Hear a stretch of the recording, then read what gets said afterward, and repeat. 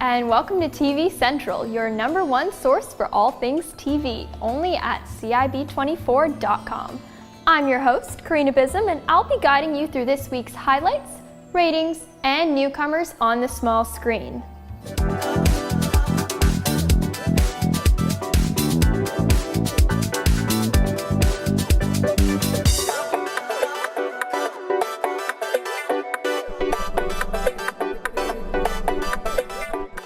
This week on Channel Changers, I'm noticing a trend in female casts and Season 2 premieres.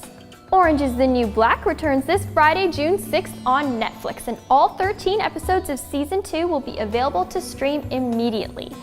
Season 1 left off on a cliffhanger with Piper and Pennsatucky in a bloodbath, so June 6th should be an interesting night. The show has already been renewed for a 3rd season, and creator Jenji Cohen has stated that the women were a little too buddy-buddy in their jumpsuits last season, and plans to increase the prison drama are well underway. Maybe orange was just too cheerful a color. Now, on the more glamorous side of things, the Season 2 premiere of Mistresses was this past June 2nd. The episode is set 8 months after the Season 1 finale, and shows the women as they embark on new adventures. Savvy is given a second chance at life, Karen recovers after almost being killed by her dead lover's wife, Joss begins a new job as an event planner, and April starts sleeping with an artist. So just a casual Sunday. Justin Hartley from Revenge will also be joining the cast to seduce Joss and distract her from her new job. So if you're into the hot sex scandals of middle-aged women, then keep an eye on Season 2 of Mistresses, or as I like to call it, the single version of Desperate Housewives. There are also 2 special events on television this week that may cause you to change the channel and be distracted from your weekly couch potato schedule. Kristen Bell returned to host the 2014 CMT Music Awards on Wednesday, June 3rd. Performers included the regular lot of country music artists, Luke Bryan, Florida Georgia Line, Blake Shelton, Miranda Lambert and Carrie Underwood, Eric Church, Lady Antebellum, Hunter Hayes, and Keith Urban. The usual red truck driving, beer drinking gang. And it seemed like an eternity, but the NBA Finals are finally beginning with Game 1 on Thursday, June 5th. Miami Heat versus the San Antonio Spurs, with Miami being the favorite to take home the Larry O'Brien Championship Trophy. And that's about all I'm qualified to say about sports. So if I'm gonna be real here, we were all expecting this special double episode week of The Bachelorette, because it happens every single season. And it happened again this week. So the remaining men got to give a concert with Boys to Men, have a friendly little basketball game, and dress up once more in suits that were clearly provided by the show.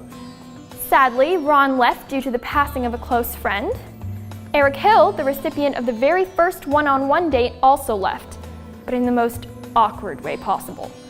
Calling Andy fake and a TV actress, Eric left her in tears and with quite a lecture to give the other men. But considering that was the last scene Eric filmed before he died, a roast ceremony was omitted, and Andy and host Chris Harrison spent the final 10 minutes of the episode celebrating his life and time on the show.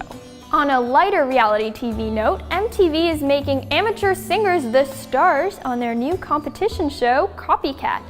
Copycat is on a mission to find the next superfan who can perfectly imitate their idols. The opposite of what you would expect of a singing competition show. They don't want originality. They don't want the next big star. They simply want you to pretend to be Beyonce. That's quite the responsibility, if you ask me. And the judges are none other than the audience, and the show will be hosted by Mean Girls veteran Jonathan Bennett. And yes, his hair does look sexy pushed back. My only question is, would you do 2009 Miley or 2014 Miley? Big decision to make with the double episode premiere on June 2nd. And in a fame-obsessed society, it only seems natural that TMZ would be involved in a new show about a family trying to be famous for no reason. Famous in 12 follows a family who moves to LA with the intentions of breaking into the entertainment business. For 12 weeks straight, TMZ will create a series of opportunities for them and guide them on their campaign to fame. The show is branded as a social experiment. And frankly, I'm interested to see if the public actually buys into what I'm calling the Kardashian effect. Fame that is due to the concept of fame itself. And money. If the young psychologist in you is interested, this social experiment will air every Tuesday at 8 p.m. on the CW.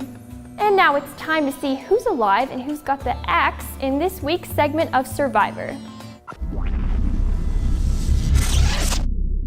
The Arsenio Hall show has unfortunately been voted off the island that we call television broadcasting. A very big disappointment considering that Jay Leno made a special appearance on the show to announce its renewal 3 months ago. The show simply could not sustain its initial momentum and really struggled to book guests. With an average rating of 0.3 in its target late-night demographic of 18 to 49-year-old comedy lovers, looks like Arsenio cannot compete with the likes of Letterman, Fallon, Kimmel, and the other late-night kings.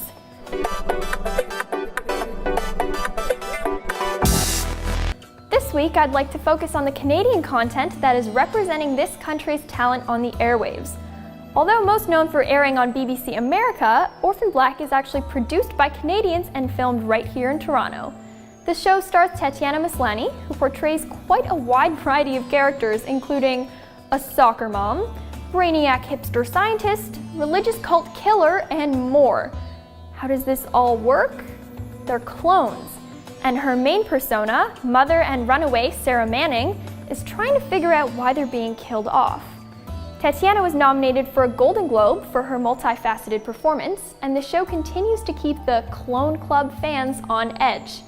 The show actually experienced a doubling in its ratings among its target 25 to 54 demographic and had 1.58 million viewers for its season 2 premiere. How's that for some quality Canadian television? And finally, something I would consider breaking news in this week's installment of Most Valuable Program. The Big Bang Theory did not, I repeat, did not top this week's ratings. The NBA Playoffs Conference Finals received almost 8.2 million viewers this week, and Game of Thrones was closely behind with 7.2 million viewers. Clearly fitting of its title, it looks like sports is the MVP this week.